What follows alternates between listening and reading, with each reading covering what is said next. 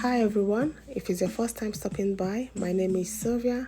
I make DIY hair care and skincare products. In this tutorial today, I'm going to show you how to make this deep herbal shampoo. And with this shampoo, you're going to gain three things.